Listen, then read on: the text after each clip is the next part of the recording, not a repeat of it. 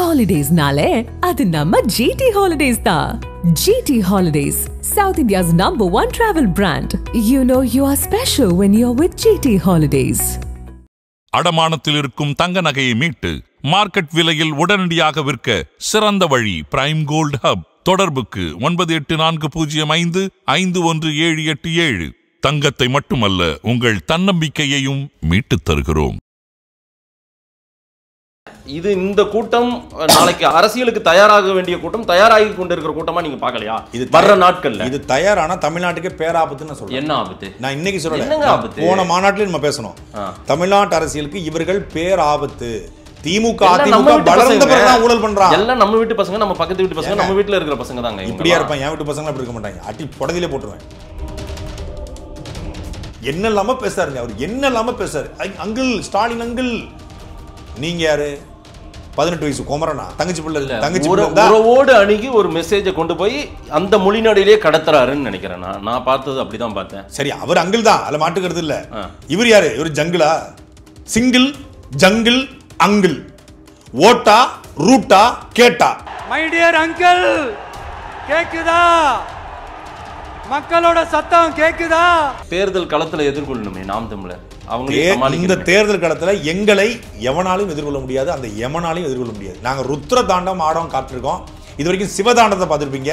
சீமான் தாண்டவத்தை இந்த தேர்தலை பார்க்க போறீங்க. ஹலோ ஹலோ ஹலோ அனில் அப்படின்னு போட்டு ஒரு பொறிக்கடலை சொன்னா அவங்க ஆமைன்னு சொன்னா அது தவறா இருக்கு, அது வேண்டாம், அது தேவையில்லாம. அதை நாம ஆமை கறி மாதிரி உலகத்துல சுவையான ஒரு கறி கிடையாது. சாப்பிட்டு பாருங்க. சரிங்க, அணில் சாப்பிட முடியாது. அணில் சாப்பிட முடியாது. 65 போடலாம். அணில் 65 தடை செய்யப்பட்டிருக்கு. 65 போட்டு சாப்பிடலாம். எல்லா அரசியல்வாதியும் அறிவாளியும் கிடையாது, எல்லா சினிமாக்காரனும் முட்டாளும் கிடையாது. 800 அடி ரேம் வாக்கு. இந்த ரேம் வாக்குக்கும் அந்த ரேம் வாக்குடைய தடுப்புக்கும் கிட்டத்தட்ட 10 அடி இடைவெளி. இந்த பக்கம் 10 அடி, அந்த பக்கம் 10 அடி இடைவெளி. கிரீஸையும் தடவியாச்சு. இதையும் தாண்டி சட்டையை கழட்டி கிரீஸை தொடச்சிட்டு தண்ணி பாட்டில் ஊற்றி அதை கழுவிட்டு அதில் பிடிச்சி ஏறி அங்கேருந்து அங்கே 10 அடி ஜம்ப் பண்ணி 10 அடி ஜம்ப் பண்ணுறாங்க. இவனெல்லாம் உண்மையிலே வந்து ஒலிம்பிக் அனுப்பிச்சோம்னா இந்தியாவுக்கு மிகப்பெரிய மெடல் கிடைக்கும் இந்த தாவேக தொண்டர்களை. என் ஹஸ்பண்டை விட எனக்கு விஜய் மாமாவை தான் ரொம்ப பிடிக்கும் அப்படிங்கிறத பார்த்தேன். தளபதி டிவிகே இதை பார்த்தேன். கிரீஸ் தடவை இறந்த பார்த்தேன். ஒரு பனைமரத்தை ஏறக்கூடாதுக்காக வெல்டிங் வைக்கப்பட்ட இரும்பு சீட்டை பொருத்திய பிறகு கூட ஒருத்தன் திடீர்னு விஜய் என்றாகும் போது பனைமரத்துலேருந்து வெளியே வரான். டேய் நீ எங்க அங்கே வந்த அப்படிங்கிற மாதிரி பனைமரத்தில் பூந்து வெளியே வராங்க கொடியோடு தூக்கிக்கிட்டு. அப்புறம் அங்கே விஜய் போன பிறகு அந்த ரேம்ப் இருக்கு பாருங்க, அதை கட்டி பிடிச்சிருக்கான்.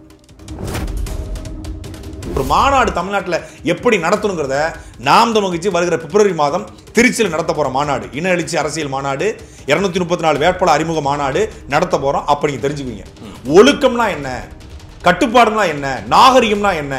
ஒரு மாநாட்டில் 1 லட்சம் பேர் திரண்டாலும், ஏன் 10 லட்சம் பேர் திரண்டும், பின் ட்ராப் சைலண்ட்ல இருக்கும். அம்பேத்கர் வந்து இவருக்கு அரசியல் பீரியடத்தை கொடுக்குறாங்க. அம்பேத்கரை முன்னப்பட பார்த்துருக்கே இல்லையா நீ? வேலுநாச்சியார் தூக்கி வாழை கொடுக்குறாங்களாம். அஞ்சலி அம்மாள் கையை பிடிச்சி கூட்டு போறாங்களாம். காமராஜர் உட்காந்து அப்புறம் டீ சாப்பிடுமா இல்லை காஃபியா அப்படின்னு அவர் பேசிட்டு இருக்காராம். என்னையா பெரியார் தடியை தூக்கி கொடுக்குறாப்லையா? பெரியாரின் பேரன்னா. அதன் தமிழர்களுக்கு வணக்கம். பல்வேறு துறைகளில் ஆக சிறந்த ஆளுமைகளை சந்தித்து நாம் நேர்காணல் எடுத்து வருகிறோம். அந்த வகையில் மீண்டும் நம்மோடு இணைந்திருக்கிறார் நாம் தமிழர் கட்சியின் திரு சாட்டை துரைமுருகன் அவர்கள். அவரிடம் கேட்பதற்கு நிறைய இருக்கின்ற வாரங்களோடமே கேட்போம். வணக்கம் திரு துரைமுருகன். வணக்கம். எப்படி இருக்கீங்க? நல்லா இருக்கேன். நீ எப்படி இருக்கீங்க? நலமா இருக்கோம். தமிழக வெற்றி கழகத்தின் 2வது மாநில மாநாடு மதுரையில் நடந்து முடிந்திருக்கிறது. நேற்றைக்கு மாநாடு தொடங்குவதற்கு முன்பாகவே தாவேகா மாநாட்டில் சீமான் எல்லாம் வீடியோ போட்டிங்க.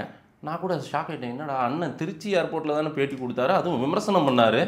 வேலை இல்லாத கூட்டம்லாம் பூரா போயிட்டாங்க போல தெரியுது அப்படின்னு எல்லாம் விமர்சனம் பண்ணார். நீங்கள் எப்படின்னு போட்டதும் அப்புறம் வீடியோக்குள்ளே போய் பார்த்தேன், தொண்டர்களை தூண்டிவிட்ட விஜய் அப்படின்னு எல்லாம் சொல்லியிருந்தீங்க. எதுக்கு திரு சீமான் அவர்களை விமர்சிக்க விஜய் தூண்டி விட்டாரா? அப்படி உங்களை பேச மாட்டேன்னு சொல்லியிருக்காரு அவர். தாவேக்காவோட மாநாடுன்னு சொன்னீங்க, திருத்திக்கோங்க. அது ஒரு ஈவெண்ட் மேனேஜ்மெண்ட் ப்ரோக்ராம்னு சொல்லலாம். எப்படி இளையராஜாவோட இன்னிசை கச்சேரி நடைபெறுமோ, எப்படி ஏ ரகுமானோட இன்னிசை கச்சேரி நடைபெறுமோ, அதுபோல் ஒரு கச்சேரி, ஒரு ஈவெண்ட் மேனேஜ்மெண்ட் டீம்லாம் சேர்ந்து நடத்தியிருக்காங்க. எனக்கு தெரிஞ்சு 2 மணி நேரத்தில் ஒரு மாநாடு, 33 நிமிடத்தில் ஒரு தலைவருடைய பேச்சு, ஒரு பாட்டு போட்டு அந்த பாட்டுடைய அறிமுகத்தில் வந்து ஹீரோ என்ட்ராகிற மாதிரி அறிமுகமாகலாம் வந்து திரைப்படங்களில் எப்படி ஒரு படம் வந்து 2 மணி நேரம் அதில் ஒரு பாட்டு ஃபைட்டு கொஞ்சம் சென்டிமெண்ட்டு இதெல்லாம் இருக்குமோ அதே மாதிரி ஒரு சினிமா கலாச்சாரத்தை அரசியலுக்கு கொண்டு வந்திருக்காரு திரு விஜய் அவர்கள். தமிழ்நாட்டில் ஒரு நாகரிகமற்ற ஒழுக்கமற்ற ஒரு கேடுகட்ட கூட்டத்தை அவர் உருவாக்கியிருக்கார் அப்படிங்கிறத இந்த மாநாடு முடிஞ்ச பிறகு ஒட்டுமொத்தமான தமிழ்நாடும் பார்த்துருச்சு. தமிழ்நாட்டில் எத்தனையோ மாநாடுகள், மிக பிரம்மாண்டமான மாநாடுகள், அரசியல் மாநாடு நடந்திருக்கு. குறிப்பாக மதுரையில் தான் எல்லா மாநாடுகளும், மரியாதைக்குரிய கேப்டன் விஜயகாந்தோடைய மாநாடு, அம்மையார் ஜெயலலிதாவுடைய மாநாடு, மக்கள் நீதி மையத்தினுடைய மாநாடு, நாம் தமிழர் கட்சியினுடைய முதல் மாநில மாநாடு 2010 நடந்துச்சு. எல்லா கட்சிகளுக்குமே 50,000 1 லட்சம் 2 லட்சம்னு கூட்டங்கள் கூடியிருக்கு. இவ்வளவு பெரிய கூட்டங்கள் கூடியும் ஒரு சின்ன நாற்காலி கூட உடைஞ்சதாக செய்தி கிடையாது. பொதுவாக திமுக இந்த கூட்டங்களில் வாழைத்தாரை கொண்டு போவாங்க, கரும்பை கொண்டு போவாங்க, அப்புறம் வந்து தேங்காய் கட்டியிருந்தா நுங்கு கட்டியிருந்தா எடுத்துகிட்டு போவாங்க. அது அந்த மக்களோட பசியிலையோ இல்லை ஒரு வறுமையிலையோ எடுத்துகிட்டு போகிறோன்னு வச்சுக்கலாம். ஆனால் நாற்காலியை சுக்கு சுக்காக உடைச்சி போடுறது, அந்த மாநாட்டில் தலைவர் நடந்து வந்த ரேம்பாக்கை கட்டி பிடிக்கிறது, கிரீஸ் தடவி இந்த இடத்துக்கு வந்துடக்கூடாதுன்னு சொல்லி ரசிகர்களுக்கும் தனக்குமான இடைவெளியை உருவாக்குறதுலாம் எந்த மாநாட்டிலும் நடந்ததில்லை. இப்போ ஸ்டாலினையும் உதயநிதி ஸ்டாலின் பார்க்குறதுக்கு ஒரு கூட்டம் முண்டியடிக்கும், அண்ணன் சீமானவர்கள் கூட்டத்தில் சீமானை பார்க்க ஒரு கூட்டம் முண்டியடிக்கும், ஜெயலலிதாவோட மாநாட்டில் ஜெயலலிதாவர்களை பார்க்க, எல்லா தலைவருடைய மாநாட்டிலையும் எல்லா தலைவரையும் பார்க்க ஒரு கூட்டம் முண்டியடிக்கும். ஆனால் இவர் என்னென்னா சினிமா நடிகராக இருப்பதனால திரையில் பார்த்து பழகியவன் தரையில் வந்து பார்க்குறதுக்காக ஒரு கூட்டம் வந்திருக்கு. விஜயை பார்க்க வந்த கூட்டம் இது கொள்கைக்காகவோ கோட்பாட்டுக்காகவோ தத்துவத்திற்காகவோ சித்தாந்தத்துக்காகவோ வந்த கூட்டம் கிடையாது. இத்தனை கோடி செலவுபடி மாநாடு போட்டு அந்த மாநாட்டில் தமிழ்நாடு ஆட்சி சரியில்லை, கருணாநிதி ஒழிகன்னு சொல்லியிருந்தா கூட பரவாயில்ல, ஒரு குடும்ப ஆட்சி நடத்துகிறாரு ஸ்டாலின் சொல்லி ஸ்டாலின் ஒழிகன்னு சொல்லியிருந்தா பரவாயில்ல, இல்லை பாஜகவுடைய தலைவர் மோடி அப்படின்னு சொல்லி மோடி ஒழிகன்னு சொல்லியிருந்தா பரவாயில்ல, இல்லை திராவிடம் ஒழிகன்னு சொல்லியிருந்தா பரவாயில்ல, சீமான் ஒழிக சீமான் ஒழிக சீமான் ஒழிகன்னா ஒட்டுமொத்தமான தாவேகா தொண்டர்களும் கத்துறாங்கன்னா அதான் தாவேகா மாநாட்டில் சீமான் அப்படின்னு சொல்லிட்டு சீமானை ஒழிக அப்படின்னு சொல்லி இது யார் சொல்லுது? அந்த தலைவர் சொல்லாமல் அவங்க செய்வாங்களா? ஒரு கட்சியின் தொண்டர்களும் செய்வாங்களா? இல்லை, அவர் எந்த இடத்துலையுமே திரு சீமானை குறிப்பிட்டும் பேசலை. இந்த மாநாட்டில் நீங்கள் அவரை சீண்டிய போதும் நீங்கள் விமர்சனம் பண்ணும் போதும் அதுக்கெல்லாம் பதில் கொடுக்கல. அவர் சிங்கங்கதையே உங்களுக்கு சொன்ன மாதிரி தான் இருந்தது. அந்த தொண்டர்கள் கோவப்படும் அளவுக்கு நீங்கள் அணில் குஞ்சுகள் அணில் கூட்டம்ன்றீங்க, புலிவேட்டை போகும்போது ஏப்பா ஓரமாக போய் அந்த அணில் குஞ்சுகள் எல்லாம் விளையாடுங்கன்றீங்க. நீங்கள் அவங்கள தொட்டிங்க, அவங்க உங்களை அங்கே விமர்சிக்கிறாங்க. அதுதான் இல்லை, ஏன் தொடரும் இருக்குல்ல. ஒரு கொள்கையற்ற கூட்டம் தமிழ்நாட்டில் வளர்வது என்பதை தடுக்க வேண்டியது நாம் தமிழர் கட்சியுடைய அரசியலே ஒரு கொள்கையை உருவாக்கணும். தமிழ்நாட்டு அரசியலை சீர் செய்யணும். வந்து சாக்கடை அரசியலை பூக்கடை அரசியலாக மாற்றணும். கேடுகட்டிருக்கிற சீல் பிடித்துக்கிற அரசியலை வந்து நல்ல அரசியலாக மாற்றணும் தான் நாங்கள் அரசியலுக்கே வந்திருக்கோம்.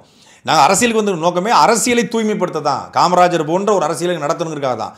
ஆனால் மீண்டும் நீங்கள் ஒரு கேடுகட்ட நீங்கள் பாருங்கள், ஒட்டுமொத்தமான ரசிகர்களும் மாநாட்டு திரளில் கூடுறான். மாநாட்டில் திரள கூடி விஜய் பேச ஆரம்பிக்கிறதுக்கு முன்னாடி ரேம்ப் வாக் முடிஞ்சோன்னு கிளம்பிட்டான். ஒரு மாநாட்டுக்கு வருது எதுக்கு? கட்சி தலைவருடைய பேச்சை கேட்க. பல்வேறு ஊடகங்கள் பதிவு செஞ்சது, கிட்டத்தட்ட பாதி கூட்டம் விஜய் ரேம்ப் வாக் முடிஞ்சோன்னே கிளம்பிடுச்சு. அப்போ அவன் வந்ததுடைய நோக்கம் என்ன? அப்போ இந்த கூட்டத்துக்கு பேர் என்ன? நீங்கள் ஏன் அணில் கூட்டம் சீமான்னு சொன்னாங்க? 800 அடி ரேம்ப் வாக்கு. இந்த ரேம்ப் வாக்குக்கும் அந்த ரேம்ப் வாக்குடைய தடுப்புக்கும் கிட்டத்தட்ட 10 அடி இடைவெளி. இந்த பக்கம் 10 அடி, அந்த பக்கம் 10 அடி இடைவெளி. கிரீஸையும் தடவியாச்சு. இதையும் தாண்டி சட்டையை கழட்டி கிரீஸை தொடச்சிட்டு தண்ணி பாட்டில் ஊற்றி அதை கழுவிட்டு அதில் பிடிச்சி ஏறி அங்கேருந்து அங்கே 10 அடி ஜம்ப் பண்ணி 10 அடி ஜம்ப் பண்ணுறாங்க. இவனெல்லாம் உண்மையிலே வந்து ஒலிம்பிக் அனுப்பிச்சோம்னா இந்தியாவுக்கு மிகப்பெரிய மெடல் கிடைக்கும் போது இந்த தாவேகா தொண்டர்களை 10 அடி ஜம்ப் பண்ணி 20-30 பவுன்சரு பவுன்சர்ஸா பரம்பரை ரசிகரா பாத்துரும்டா ஒரு கை அப்படின்னு இறங்கி ஓடுறான். நான் ஏற்கனவே ஒரு காணொலியோட போட்டிருந்தேன். மாநாட்டுடைய நோக்கம் என்ன? மாநாட்டுக்கு போவோம், நாங்கள் ஒரு செல்ஃபி எடுப்போம், அவர் எங்களை செல்ஃபி எடுப்பார், துண்டை தூக்கி நாங்கள் எறிவோம், எங்கள் மேலே அவர் எறிவார். இதான் மாநாட்டின் நோக்கம்னா அதே தான் நோக்கம். அவர் ரேம்ப் பார்க்க முடியல, 50 வரைக்கும் கிளம்பி போயிட்டான். இல்லை, 10 அடி எகர்னவங்க நாங்கள் நாளைக்கு அரசியல் படுத்தப்பட்ட பின்பு உங்களை 10 அடி 20 அடி எகிரி உங்களை எல்லாம் மிஞ்சி நிற்க மாட்டாங்கன்னு என்ன நிச்சயம்? பயங்கரமாக இருக்குது இது.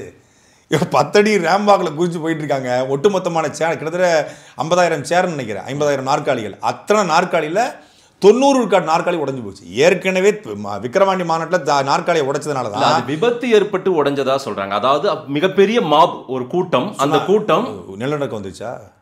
இல்லங்க, பூகம்பம் வந்துருச்சு. பெரிய கூட்டங்க. அதுல வந்து பெரிய கூட்டம் சேர உடைப்பீங்களா? இல்ல, அது ஏதோ திட்டமிட்டு சேர உடைச்சதா நீங்க சொல்றீங்களே. எங்க அவன் போதையில இருக்காங்க, முழுக்க போதையில இருக்கிறான். நீங்கள் காலையில் அந்த மாநாட்டத்தில் சுற்றி 12 டாஸ்மாக மூடிட்டாங்க. சரி, 11 to 11 பாறையும் மூடிட்டாங்க. திமுக அரசு அவன் குடிச்சு ரகலை பண்ணுவான்னு தெரிஞ்சே மூடிருக்கு. மாவட்ட ஆட்சியர் தலைமையில் மூடிருக்காங்க. ஆனாலும் அவன் ஆவியூர் மதுக்கடை, விருதுநகர் மதுக்கடை, மேலூர்ல இருக்கிற மதுக்கடை அப்படின்னு சுற்றி இருக்கிற எல்லா டாஸ்மாகளையும் போந்து காலையிலேருந்து எல்லா ஊடகங்களும் காட்டி நீங்கள் பார்க்கலையா? மாநாட்டு திடலே வச்சு குடிக்கிறான். உன் கட்சியினுடைய கொள்கை கோட்பாடு என்னப்போ? குடிச்சிட்டு வந்து அதில் சேரை உடைச்சி கீழே பிடிச்சி இந்த தரை விரிப்பு அத்தனை தரை விரிப்பையும் கூரையாக மாற்றிட்டான். அப்போ என்ன அவன் மாத்திரம் தப்பாக சொல்லலைங்க, மாத்திரம் தப்பாக சொல்லலை. ஆனால் நீ வந்து மேடை கிட்டத்தட்ட 500 அடி மேடையை போட்டு அதில் குளிரூட்டியை வச்சு ஏர் கூலரை வச்சு ஏர் கண்டிஷனரை வச்சு நீங்கள் குழுன்னு உட்காந்துருக்கீங்க. உங்கள் அப்பா அம்மா உங்கள் கட்சியினுடைய மண்டல மாவட்ட பொறுப்பாளர்கள் ஆதவர்ஜனா புசியானது. நீ வந்து வெயிலில் காயாம உட்கார்ற, அவன் காலையிலேருந்து வெயிலில் காஞ்சிட்டு இருக்கானே. ஒரு கட்சியின் தலைவன் என்பவன் மக்களுடைய வழியை உணரணும், தன் தொண்டரின் வழியை உணரணும். நான் வெயிலில் காயிற போல அவனும் வெயிலில் காயணும், இல்லை அவன் மழையில் நனைப்போது நானும் மழையில் நனையணும். நான் வந்து குளிரூட்டப்பட்ட மூடப்பட்ட கூரை வேயப்பட்ட மேடையில் இருக்கேன்னா அவனுக்கும் கூரை வேஞ்சிருக்கணும். இப்போ திமுக அதிமுக மாநாடு போடுது, இது 100 கோடி செலவு பண்ணுறதா சொல்கிறாங்க. இந்த 100 கோடியில் இன்னொரு 10 கோடியை கொடுத்துருந்தா ஒரு கூரையை போட்டிருப்பாங்க. நீங்கள் திரண்டது அதிகபட்சமாக 75லேருந்து 1 லட்சம் பேர் திரண்டதாக சொல்கிறாங்க. 5 லட்சம் பேருக்கு மேலே இருக்குன்ற மாதிரி வாய்ப்பே கிடையாது. மொத்தமாக போடப்பட்ட அந்த ரேம்பாக் வந்து 800 அடிங்க. நான் நல்லா எண்ணி பார்த்தேன். ரேம்பாக் பக்கத்தில் ஒரு 8 பாக்ஸ் இருக்குது. ஒரு பாக்ஸுக்கு 5000 பேர் சொல்கிறாங்க. ஆனால் 2000 பேர் தான் சேர் போட்டுருக்காங்க. இவன் என்ன பண்ணிட்டான், அந்த ரேம்புக்கு பக்கத்தில் எல்லாரும் வரணுங்கிறதுக்காக முண்டி அடிச்சு எல்லா சேரையும் கொண்டு ரேம்ப் பக்கத்தில் போட்டான். ஒரு பாக்ஸுக்கு 5000 பேர், மொத்தம் 8 பாக்ஸ் கணக்கு பண்ணிக்கோங்க எவ்வளோ வருது? 8 40,000 பேர் தான் ரேம்ப் பக்கத்தில். அப்புறம் கொஞ்சம் கொஞ்சம் சொற்பமாக மொத்தம் சேர்த்திங்கன்னா வெளியே நின்றுது வந்துக்கிட்டு இருந்து போனது வந்து 1 லட்சம் பேர் தான் அதிகபட்ச க்ரௌடாக இருக்கும். தாவேக்காவுடைய விக்கிரவாண்டி மாநாட்டோடு ஒப்பிடும்போது 20 விழுக்காடு கூட்டம் கூட வரல. ஏன்னா என்ன நடத்த போறாருன்னு தெரிஞ்சு பாட்டு போடுவார், ஒரு மணி நேரம் பேசுவார், இதுதான் நடக்க போகுது. அதுல பார்க்க முடியாதவங்க பக்கத்துல வந்து பார்த்துருக்கான், பார்த்தவன் கிளம்பிட்டான், அவ்வளவுதான். நீங்க உங்களுடைய பார்வையை மட்டும் சொல்றீங்க. அங்க நடந்தது வந்து ஒரு கட்சி மாநாடு, சரிங்களா? அடுத்து ஒரு தேர்தலை எதிர்கொள்ளும் மாநாடு. திரு விஜய் அவர்களை உற்சாக மிகுதியில் தான் பார்க்குவாங்க. ஏன்னா அவங்க வந்து சினிமாவிலிருந்து அந்த ரசிகர் பட்டாலும் நாளைக்கு தொண்டரா மாறுது. நேற்றைக்கு நிறைய பேர் கட்சி ஆரம்பிச்சு 1.5 வருஷம் ஆச்சுங்க. நாளைக்கு 1.5 வருஷமா நீங்க வந்து வந்திருக்கீங்க. இதுக்கு தான் மாறுங்க. இது இந்த கூட்டம் வந்து நாளைக்கு அரசியல் படுத்த வேண்டிய கூட்டம். அதுக்காக தயார் அரசியல் வரைக்கும் படுத்தப்படல. ஒரு நாளும் கத்துக்கிறாங்க. இன்னைக்கு தெளிவா பேசுறாங்க. நேற்றுக்கு அத்தனை பேரும் அரசியல் பேசுறாங்க. தங்களை யாரை வீழ்த்தணும்ன்றத பேசுறாங்களே. அத்தனை பேரும் பேசுனதை பாத்தீங்களா வீடியோக்கள்? நான் வேணா ஒரு 1000 வீடியோக்கள் காட்டுறேன். என் ஹஸ்பண்டை விட எனக்கு விஜய் மாமாவை தான் ரொம்ப பிடிக்கும் அப்படிங்கிறத பார்த்தேன். தளபதி டிவிக்கே இதை பார்த்தேன். கிரீஸ் தடவை இறந்த பார்த்தேன். ஒரு பனைமரத்தை ஏறக்கூடாதுங்கிறதுக்காக வெல்டிங் வைக்கப்பட்ட இரும்பு சீட்டை பொருத்திய பிறகு கூட ஒருத்தன் திடீர்னு விஜய் என்றாகும் போது பனைமரத்துலேருந்து வெளியே வரான். டேய் நீ எங்கடா அங்கே வந்த அப்படிங்கிற மாதிரி பனைமரத்தில் பூந்துட்டு வெளியே வராங்க கொடியோட தூக்கிக்கிட்டு. அப்புறம் அங்கே விஜய் போன பிறகு அந்த ரேம்ப் இருக்கு பாருங்க, அதை கட்டி பிடிச்சிருக்கான். ரேம்பை தொட்டு கும்பிட்டுருக்கான். ரேம்புக்கும் அந்த மேடைக்குமான இடைவெளியை உடைச்சிட்டாங்களாம். இவன் வந்துடக்கூடாதுங்கிறதுக்காக இந்த பாம்பன் பாலத்தில் பிரிட்ஜை கட் பண்ணுவாங்கல்ல, அது மாதிரி கட் பண்ணியிருக்காங்க. கட் பண்ணியும் பரவாயில்லடா நான் ஜம்ப் பண்ணுவேன்டா. டேய் நான் வந்து சாதாரண பரம்பரை அணில் பரம்பரை அப்படின்னா அவன் மொத்தமாகவே வந்து அவரை எப்படி பார்க்குறான் அப்படிங்கிறத நம்ம பார்க்க வேண்டியது இல்லை. நீங்கள் திரும்ப அணில்னு அவங்கள சீண்டுவது. அணில் என்ன பண்ணும், கொய்யாப்பழத்தை கொறிக்கும்ல, கொஞ்சம் கொஞ்சமாக உங்கள் வாக்குகளை கொறிக்க போகுது. எனக்கு என்னமோ ஏதோ உங்களை சேதாரமாக்க போகிறாங்க போல தெரியுது. அதனால தான் நீங்கள் உலகத்தில் இது ஒரு காமெடி ஒன்று இது உண்டு.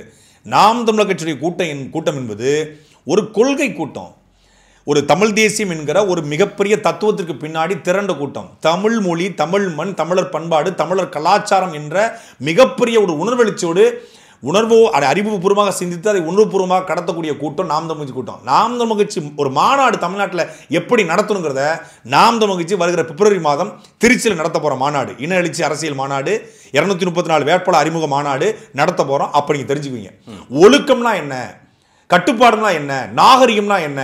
ஒரு மாநாட்டில் 1 லட்சம் பேர் திரண்டாலும், ஏன் 10 லட்சம் பேர் திரண்டும், பின் டிராப் சைலண்ட்ல இருக்கும். உறுதிமொழி எடுத்தா அத்தனை பேரும் உறுதிமொழி எடுப்பான், பின் டிராப் சைலண்ட்ல இருக்கும். இதை விட பெரிய அளவுக்கான பெரிய சேதாரங்களோ உங்களை போன்றவர்கள் விமர்சனத்துக்கு தயாரா இருந்தீங்க, பல வீடியோக்களை போட்டு நிரப்பிடலான்ட்டு.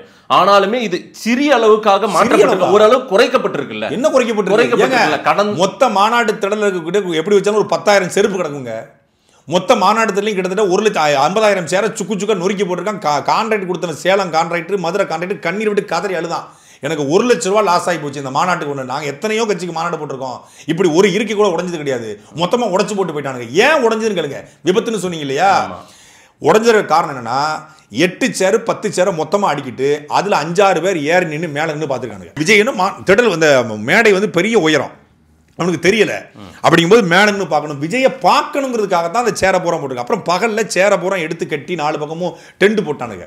இந்த டென்ட் போட்டு அதில் போட்டு அங்கிட்டு இழுத்து சேரத்துக்கு அங்கிட்டு போடுறது. இன்னொன்று பாக்ஸுக்குள்ளே வச்ச 2000 சேரை இவன் எடுத்து கொண்டு போய் பக்கத்தில் ரேம்ப் பக்கத்தில் போடணும். ரேம்ப் பக்கம் ஒரு பக்கத்தில் பார்க்கலாங்க, இவன் எடுத்து கொண்டு தூக்கி எறிகிறான்.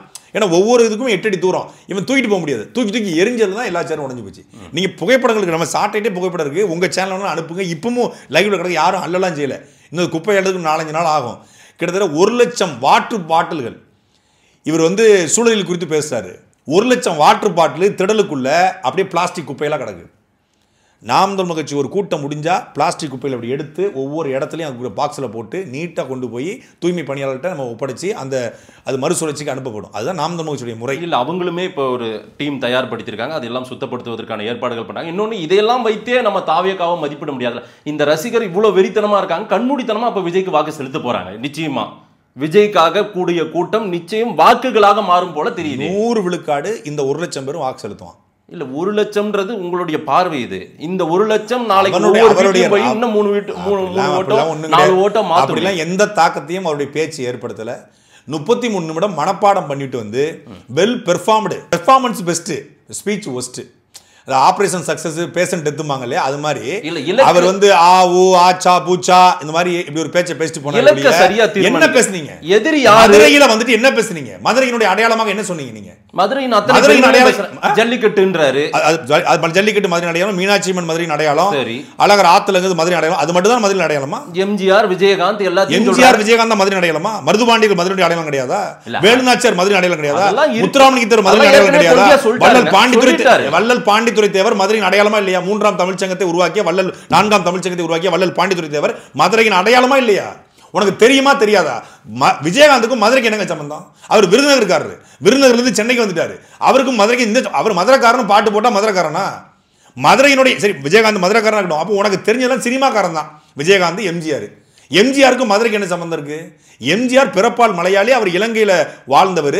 அவர் தமிழ் மக்கள் கொண்டாடக்கூடிய ஒரு தலைவர், மாற்றுக்கிறது இல்லை. அவர் தமிழ்நாடு முழுக்கும் பொதுவானவர் தான். அவரை மதுரைக்குள்ள கொண்டு மதுரைனா எனக்கு எம்ஜிஆர் தான் ஞாபகத்துக்கு வராது. உனக்கு என்ன பிரச்சனைனா, வரலாறு இருக்கிறவன் தேடுவான், வரலாறு இல்லாதவன் திருடுவான். கொள்கை இருக்கிறவன் அந்த கொள்கையை பேசுவான், கொள்கை இல்லாதவன் கொள்கையை களவாண்டு கொள்வான். 1967, 77 2 தேர்தல்களில் அண்ணாவும் எம்ஜிஆரும் வென்றார்கள். யார?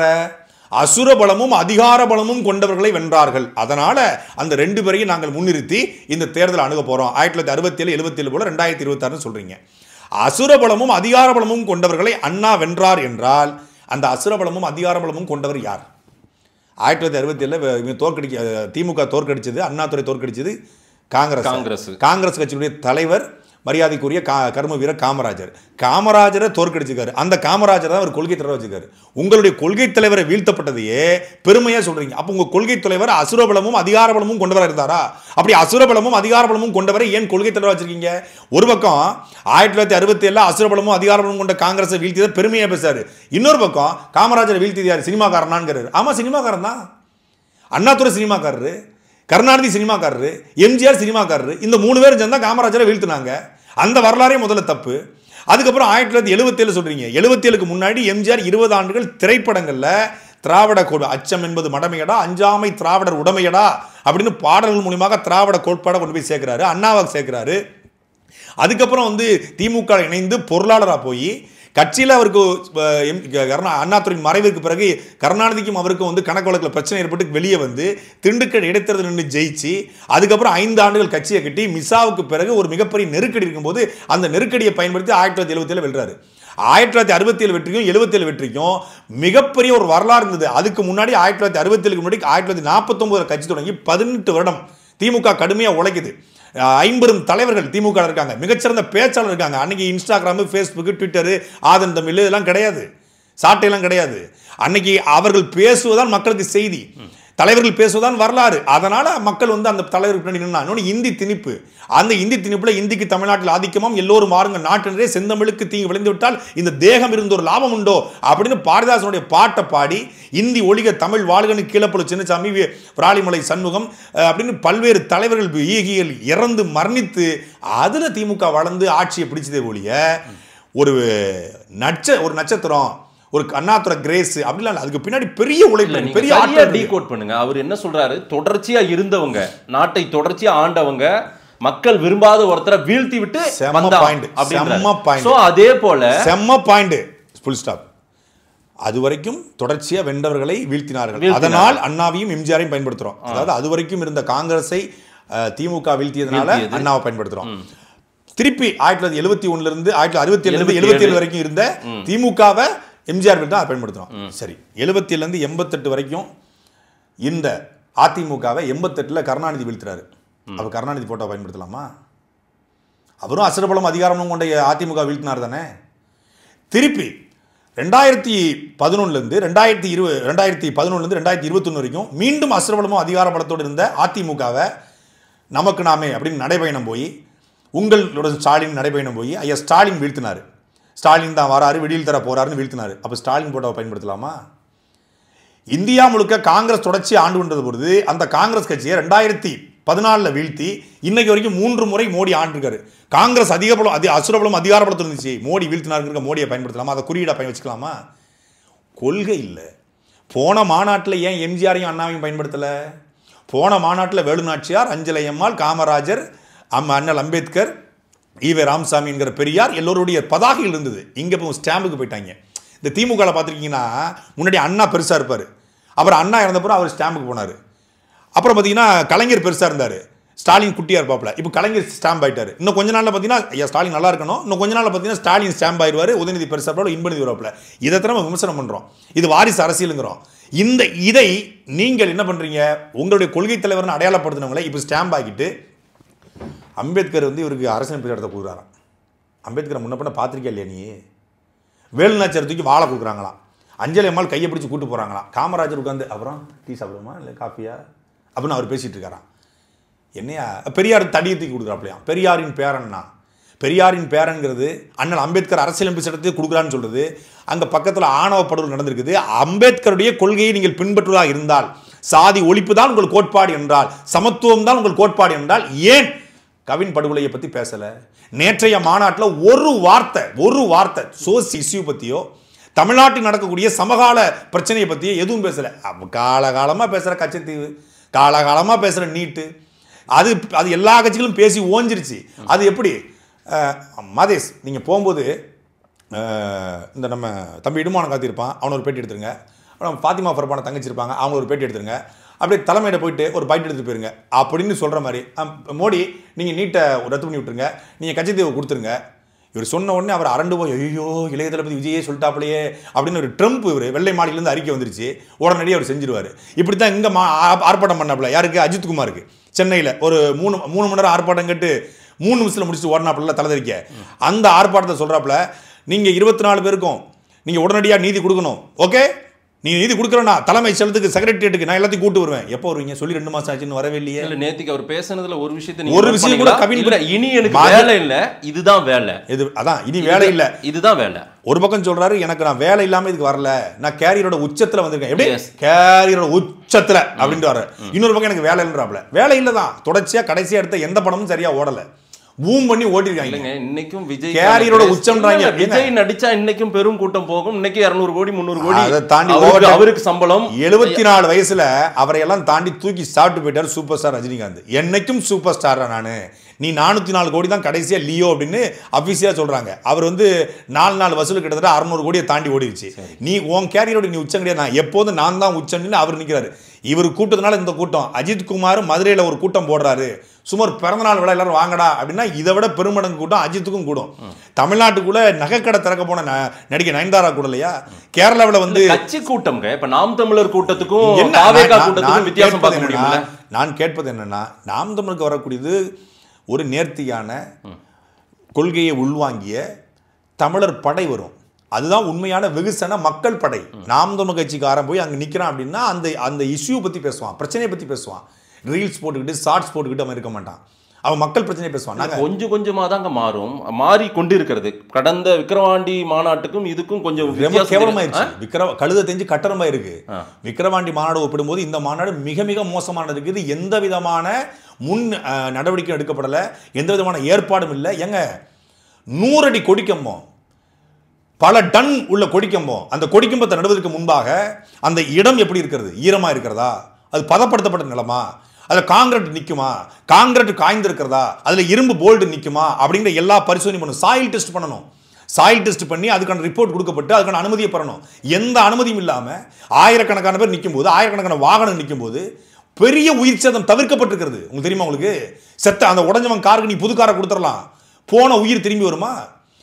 மின்கம்பம் தாக்கி ஒரு பையன் இறந்துக்கிறான். நேற்று ஒரு பையன் மாநாட்டில் நீலகிரியை சார்ந்த ஒரு பையன், அவங்களுக்கு அப்பா கிடையாது, அவங்க அம்மாவும் மாற்றுத்திறனாளி, ஒரே ஒரு தங்கச்சி, அவன் தான் அந்த குடும்பத்துடைய சொத்து. அவன் நேற்று இந்த வெயிலுடைய தாக்கம் தாங்காமல் இறந்து போயிட்டான். 18 வயது பையன். யார் தருவா? விஜய் வந்து திரும்பி தருவார் அந்த உயிரை. செத்தவனுக்கு அறிக்கை கூட போட மாட்டாருங்க. இதே போன தடவை திருச்சியை சார்ந்த தாவேகாவுடைய மாவட்ட செயலாளர், விஜய்க்காகவே சொத்தை அழிச்சவன், எனக்கு தெரியும் ஒரே ஒரு பையன், விஜய்க்காகவே சொத்தை அழிச்சவன் அந்த மாநாட்டுக்கு போகும்போது விபத்தாயிட்டான். என்னன்னு எட்டி கூட ஒரு அறிக்கை கூட ஒரு கண்ணீர் அஞ்சலி கூட செய்யலைங்க. நீ கூட நாம எல்லாரும் ஒன்று தான், நம்ம எல்லாரும் ஒன்று தான் அப்படின்னு சொல்கிறார். நம்ம எல்லாரும் ஒன்று தான் அப்படின்னா நீ வந்து நீ மேடையில் கூரையை போட்டு உட்காந்துக்கிட்டு எப்படி திறந்து விட்டுருப்ப? வெயிலில் சாகுறான்ல. இல்லைங்க, எல்லா கட்சி மாநாட்டு பந்தலுமே அது தலைவர்கள் மேலே உட்காருவாங்க, தொண்டர்கள் கீழே உட்காருவாங்க, கூரை வேயப்பட்டிருக்கும். இப்போ நாம் தமிழ் கட்சி மேடையில் பார்த்தீங்கன்னா தலைவர்கள் அடுத்த முறை இன்னும் மாற்றம் பிறக்கும்னு நான் நினைக்கிறேன் என்னுடைய பார்வையில். ஏன்னா நேற்றுக்கு சில விஷயங்கள்லாம் பார்த்து நான் என்ன சொல்கிறேன்னா, போன தடவை விட இந்த தடவை தேஞ்சிருக்கு. இன்னொரு மாநாடு போட்டால் 20,000 பேர் கூட வரமாட்டான். பார்த்துட்டான், பாதி ரசிகர்கள் எல்லாரும் பார்க்க வேண்டியும் பார்த்துட்டான். இவன் எல்லாருமே FTFS first day first show பார்க்குறவன், தமிழ்நாடு முழுக்க ஃபர்ஸ்ட் டே ஃபர்ஸ்ட் ஷோ பார்க்க. ஒரு நிமிஷம், அது அரசியல் கட்சியாக இல்லைங்க. ஏங்க உங்க விஜய் உங்களுக்கு வர்றேன்னா அப்படின்னு பாட்டை போட்டு அறிமுகம் வருது அரசியல் கட்சியாங்க? ஏங்க உங்களுக்காக வரேன், பெரியாரின் பேரனா வரேன் அப்படின்னு சொல்றாரு. பெரியாரின் பேரனா எங்க வர்றீங்க? பெரியாரின் பேரனா அந்த தூய்மை பணியாளர் போராட்டத்துக்கு வந்தீங்களா? பெரியாரின் பேரனா கவின் படுகொலைக்கு வந்தீங்களா? பணியாளர்கள் போராட்டத்துக்கு அவங்க வர வேண்டாம்னு சொன்னாங்க, நாங்க வரோம் தான். ஒரு உலகமாக உருட்டு. ஒரு போராட்டம் நடைபெறுவது, அந்த போராட்டம் வீரியமாக அறையணும், அந்த போராட்டம் அடுத்த கட்டத்துக்கு போகணுங்க தான் எல்லாரும் போராடுறாங்க. இவர் வந்தால் கூட்டம் கூடிரும்னா, அரசியலுக்கு வந்தால் கூட்டம் கூட தான் செய்யும். யார் வந்தாலும் கூட்டம் வரதான் செய்யும். கூட்டம் வாங்க, கூட்டம் கூடட்டும். கூட்டம் கூடி டிராஃபிக் ஜாம் ஏற்பட்டு பனகல் பார்க்கே மூடப்படும், பனகல் மாளிகையில் வந்து மிகப்பெரிய ஒரு அழுத்தம் கிடைக்கட்டும். அது மூலியமாக அவங்களுக்கு ஒரு தீர்வு கிடைச்சிருக்கும்ல. அதையே நீங்கள் பார்க்க மாட்டீங்க. சரி, ஜல்லிக்கட்டு போராட்டத்துக்கு இரவோடு இரவாக கர்ச்சிப் கட்டி கொண்டு வந்த நீங்கள் இங்கே வர முடியாதா? அனிதா வீட்டுக்கு அன்னைக்கு போன நீங்கள், ஸ்லோனி வீட்டுக்கு போன நீங்கள் இங்கே வர முடியாதா? அஜித்குமார் வீட்டுக்கு போனீங்கல்ல, அங்கே க்ரௌட் வரலையா, கூட்டம் வரலையா? அங்கே போனீங்கல்ல. ஏன்னா அங்க ஒரு சமூக மக்களுடைய வாக்கு உனக்கு தேவைப்படுது. எங்கெங்க வரணும்ன்றத நீங்க விமர்சனம் பண்ண முடியாது. ஆனா அவர் சொல்றாரு பாருங்க, நேத்துக்கு பதில் சொல்லிட்டாரு. கேட்கவும் கூட நீங்க சொல்ல முடியாது. சிங்கம் வேட்டைக்கு மட்டும் தான் வரும், வேடிக்கை பார்க்கலாம் வராதுன்ற. அப்போ உனக்கு மக்கள் போராட்டங்கிறது வேடிக்கை, தூய்மை பணியாளர் போராட்டம் உனக்கு வேடிக்கை. சொல்லாதீங்க, எல்லாத்துக்கும் வரணும்ன்றீங்கல்ல.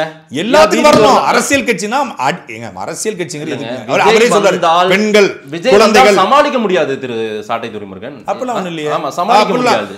நேத்துக்கு பார்த்தோம்ல, 67 படம் நடிச்சிருக்காரு. தமிழ்நாட்டில் பல படங்கள் ஷூட்டிங் நடந்திருக்கு. அப்பெல்லாம் அவர் வெளியே வரலையா?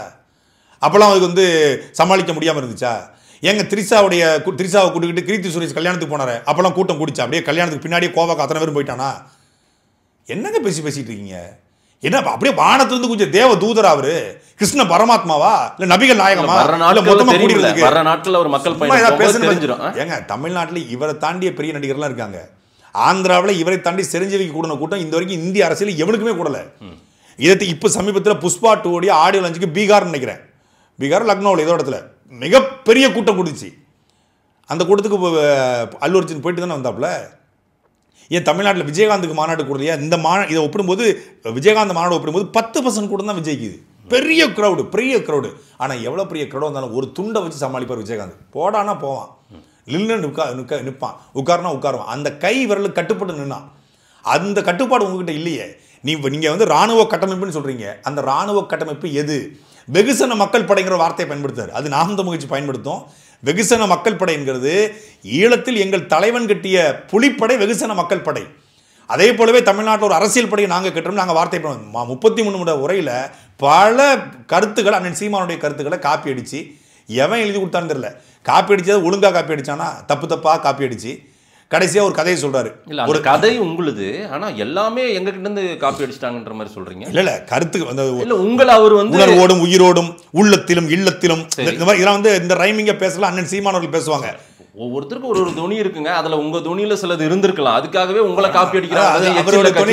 ஹைப்பர் ஆக்டிவான துணி, ஹைப்பர் ஆக்டிவான துணி. அது இன்னும் எச்சில்ல கட்சி நடத்துறாங்கன்றது அவர் ஒரு தனி பாதை. உங்களை வந்து அவர் வந்து ஒரு பெரிய பொருட்டாவே பார்க்கலாம். அந்த சிங்கம் கதையை உங்களுக்கு சொன்ன மாதிரி தான் பார்க்கறாங்க. சிங்கம் பசிச்சா வந்து அதுதான் சொல்லுவாங்க, கெட்டு போனது செத்து போனது எல்லாம் தொட மாட்டாங்க அப்படின்றாரு. அந்த சிங்கத்தோட டிஸ்கவரி சேனல் பார்க்கலன்னு தெரியுது, டிஸ்கவரி சேனல் பார்க்கலன்னு தெரியுது, நேஷனல் ஜியோகிராஃபி பார்க்கலன்னு தெரியுது. தயவு செய்து பாருங்கள், தயவு செய்து. இந்த மாதிரி வந்து சினிமாவில் வந்து யார் டிஆர்பி ஏறுது, எந்த படம் ஓடுது, ஐயோ இந்த படம் கூலி படம் நல்லாயிருமோ அப்படின்னு பார்க்குறதெல்லாம் விட்டுட்டு கொஞ்சம் நேஷனல் ஜியோகிராஃபி, கொஞ்சம் டிஸ்கவரி பாருங்கள். சிங்கம், ஆண் சிங்கம் ஒரு சோம்பேறியான விலங்கு, அது ஒரு சமூக விலங்கு, அது கூட்டமாக தான் வேட்டையாடும். சிங்கம் சொல்லப்போனால் ஆண் சிங்கம் செய்கிற ஒரே ஒரு பணி, 2 பணி. ஒன்று டெரிட்டரி மேனேஜ்மெண்ட்டு, இந்த கூட்டத்தில் இருக்கக்கூடிய சிங்கங்களை வேறு ஏதாவது விலங்கு வந்து அடிக்காமல் தற்காத்துக்கொள்ளும். இன்னொன்று பெண் சிங்கத்தோட மேட்டிங்கில் ஈடுபடும். அது 2 தான் அதோடைய வேலை. அதனால் அவருக்கு ரொம்ப பிடிச்சிருக்கு போல். இன்னொன்று பெண் சிங்கம் தான் வேட்டையாட்டு வரும். அந்த வேட்டையாடிட்டு வந்ததை இந்த ஆண் சிங்கம் பறிச்சுக்கும். இன்னொன்று பெரிய விலங்குகள், சிறுத்தை வேட்டையாடி வந்ததை இது பறிச்சுக்கும். இது களவாணி விலங்கு. தனித்து செயல்படக்கூடிய ஒரே ஒரு விலங்கு, மானமுள்ள விலங்கு புலி மட்டும்தான். அதனால தான் நம் பாட்டன் கரிகால் சோழனும் ராஜராஜ சோழனும் ராஜேந்திர சோழனும் நம் தலைவன் பிரபாகரனும் எங்கள் தலைவன் பிரபாகரனும் புலியை வந்து சின்னமாக எண்ணினார். புலி தமிழருடைய சின்னம், அது தனித்து எங்களுடைய சின்னம். காட்டுக்கு ராஜா, நாட்டுக்கே ராஜாவாக தன்னை காட்டிக்கொள்ளும். டெரிட்டரியில் போயிட்டு வந்து ஒரு அந்த நாய் என்ன பண்ணுதோ அதே மாதிரி தான் அது வந்து சிறுநீர் கழிச்சு வச்சு, மலம் கழிச்சு வச்சு, நகத்தை வச்சு, அந்த மரத்தை கீறி வச்சு தன் டெரிட்டரி வந்து அளந்துக்கிட்டு எவனும் வராமல் பார்த்துக்கிட்டு பெண் சிங்கம் வேட்டையாட்டு தின்னுட்டு இனப்பெருக்கத்தில் ஈடுபடும். இனப்பெருக்கத்தில் ஈடுபடுவது மட்டும்தான் ஆண் சிங்கத்துடைய ஒரே வேலை. நீங்க வேணா தயவு செய்து படிங்க, ChatGPT பாருங்க, கூகுள் பண்ணுங்க, நேஷனல் ஜியோகிராஃபி போங்க, யூடியூப் லிங்க் தரேன். திரு துரைமுருகன், அந்த சிங்கத்தை சாதாரணமா எதிர்கொள்ள முடியுமா? சிங்கத்தை சாதாரண தன்னை சிங்கமாக அவர் பாவிக்கிறார். புலி எதிர்கொள்ளும். சிங்கத்துக்கும் புலிக்கும் சண்டை வந்தா தனித்தனியா ஃபைட் பண்ணா சமமா பார்க்கணும்னு நினைக்கிறார். தன்னை விட பெரிய மிருகத்தோட தான் அந்த சிங்கம் மோதுன்றார். இதுக்கு பேர் தான் வந்து ஆதிக்க மனநிலை. இதுக்கு பேர் தான் ஆதிக்க மனநிலை. தன்னை விட மேலான இருக்கக்கூடிய நபர்கள் தான். அப்போ திமுக பாஜக என்பது உங்களை விட மேலா இருக்கு, அந்த விலங்குகளை மட்டும் தான் நான் அடிப்பேன் அப்பெல்லாம் கிடையாது. சிங்க கதை தானே சொன்னீங்க. சிங்கம் பன்றியை வேட்டையாடும், சிங்கம் நரிய வேட்டையாடும், சிங்கம் வந்து காட்டில் கூடிய மான்களை வேட்டையாடும், மர நாய்களை, செந்நாய்களை, ஓநாய்களை, ஏன் தேவைப்பட்டா குரங்கு கூட அடிச்சு சாப்பிடும். இல்லைங்க, உங்களுக்கு அவர் சொன்ன பார்வையில ஆதிக்க மனநிலை. நீங்க அணில் கூட்டம் குறுக்க முறுக்க ஓடாத, நீ எல்லாம் நாங்க புலி வேட்டை, நீ குறுக்க வராத, கொள்கை ரீதியாக எங்களோட அதேதான் அவரும் சொல்றாரு. கொள்கை ரீதியாக எங்களோட அவர்கள் நீங்க எப்போதும் ஒப்பிடவே முடியாது. களத்தில் நாங்கள் எப்படி நிற்கிறோம், அவங்க எப்படி நிற்கிறாங்க. நாங்கள் இந்த 15 ஆண்டு காலத்தில் எப்படி ஒரு ஆர்கானிக் குரோத்து, நாங்கள் வந்து சீமானன் அவர்கள் வந்து ஒரு படம் நடித்து ஒரு பெரிய புகழ்பெற்ற இயக்குனராக இருந்து பெரிய நடிகராக இருந்து அந்த ரசிகர் கூட்டத்தை தொண்டர் கூட்டமாக மாற்றி அவர்களை மாவட்ட செயலாளராக மாற்றி வரலை. சீமான் பின்னாடி நான் போனது வந்து சீமான் பெரிய நடிகர் இயக்குனர் அப்படின்னு போகலை. திரைத்துறையில் அவர் பயணப்பட்டார். ஆனால் அவர் சிறையிலிருந்து தான் கட்சி ஆரம்பித்தார்.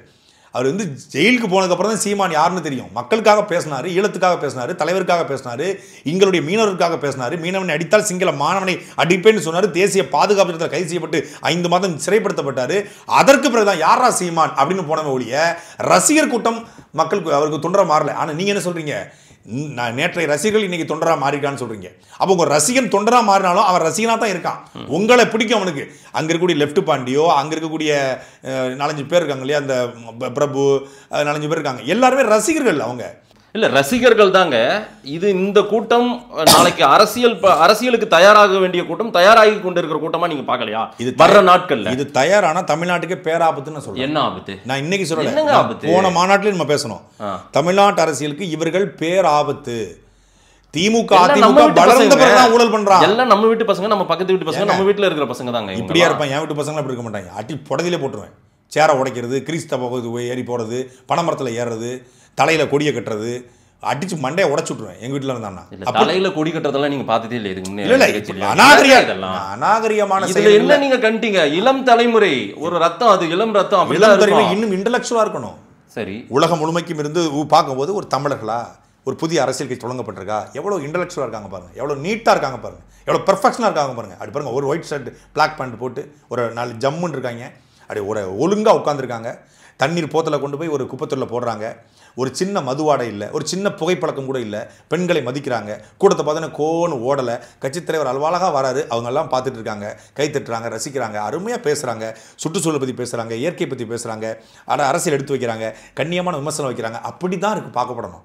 நீங்கள் ஆந்திராலேருந்து பார்க்குறாங்க, கேரளாலேருந்து பார்க்குறாங்க, கர்நாடகாலேருந்து பார்க்குறாங்க, மோடி பார்க்குறாரு, அமித்ஷா பார்க்கும்போது தமிழர்களா அவங்க ரொம்ப நாகரிகமானவங்க, ரொம்ப பண்பாடு மிக்கவங்க, அவங்க பொலிட்டிக்கலாக ரொம்ப அரசியல்படுத்தப்பட்டிருக்காங்க அப்படின்னு பார்க்கணும்.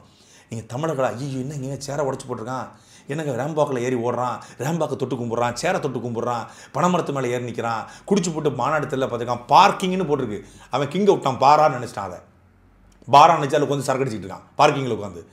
இது எப்படி பார்ப்பாங்க? உலகம் முழுமைக்கும் கவனிக்கிறாங்க இல்லையா? ஒன்று ரெண்டு சம்பவங்களை வைத்து எல்லாமே அப்படித்தாங்க இருக்கு, எல்லாமே அப்படித்தான் இருக்கு. ரொம்ப இளைஞர் கூட்டம் மாணவர்கள் கூட்டத்தை வைத்து உருவாகி பெரிய ஒரு இயக்கமாக இன்னைக்கும் நாட்டை ஆண்டு கொண்டிருக்கிறது திமுக. அந்த மாதிரி ஒரு கூட்டம் தான் இன்னைக்கு இளைஞர் கூட்டம். எதுக்கான கூட்டம்? இன்னைக்கு இருக்கிற திமுக வேறு. நான் சொல்வது பழைய திமுக என்பது மாணவர்களையும் நீங்கள் சொல்வது போல இளைஞர்களையும் மிகப்பெரிய அளவில் தமிழ் படுத்தினாங்க, தூய தமிழ் பேச ஆரம்பிச்சாங்க.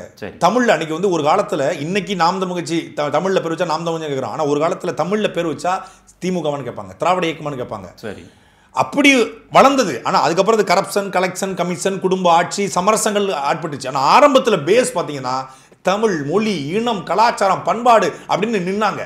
அதனால தான் அந்த கட்சி வந்து தமிழர் மத்தியில இடம்பெற முடிஞ்சது. இன்னைக்கு அது சமரசத்தோட வீழ்ந்து சமரசம் உட்பட்டது வந்து கமர்ஷியல் ஆயிடுச்சு வச்சுக்கோங்க. ஆனால் இங்கே வரும்போது ஏதாவது உங்களுக்கு ஒரு தமிழ் பற்று இருக்கா, ஒரு மொழிப்பற்று இருக்கா, ஒரு இனப்பற்று இருக்கா, என்ன இருக்குது உங்களுக்கு? ஒன்றும் கிடையாது. எழுதி கொடுப்பதே வாசிச்சுட்டு போறாரு. அதில் முழுக்க முழுக்க தமிழையும் ஆங்கிலத்தையும் கலந்து பேசி, தங்கிலீஷை கலந்து பேசி என்னெல்லாம பேசுறாருங்க. அவர் என்னெல்லாம பேசுறாரு. அங்கிள் ஸ்டாலின் அங்கிள், நீங்க யாரு? 18 வயசு குமரனா? உங்க அக்கா மகளுக்கு உங்க அக்கா தங்கச்சி பிள்ளை இல்ல, தங்கச்சி உறவோடு அணுகி ஒரு மெசேஜை கொண்டு போய் அந்த மொழிநாடிலேயே கடத்துறாருன்னு நினைக்கிறேன். நான் பார்த்தது அப்படிதான் பார்த்தேன். சரி, அவர் அங்கிள் தான், அதில் மாட்டுக்கிறது இல்லை. இவர் யாரு? இவர் ஜங்கிளா?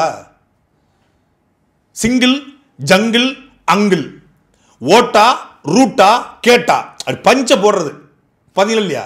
இந்த ஓட்டா அது நாளைக்கு மாறும் எதிரிகளுக்கு வேட்டா, இதுவே நம்மளை ஆட்சி கொடுத்து போற ரூட்டா. இதெல்லாம் ஒரு கட்சி தலைவன் பேசுற பேச்சு மேடையில்.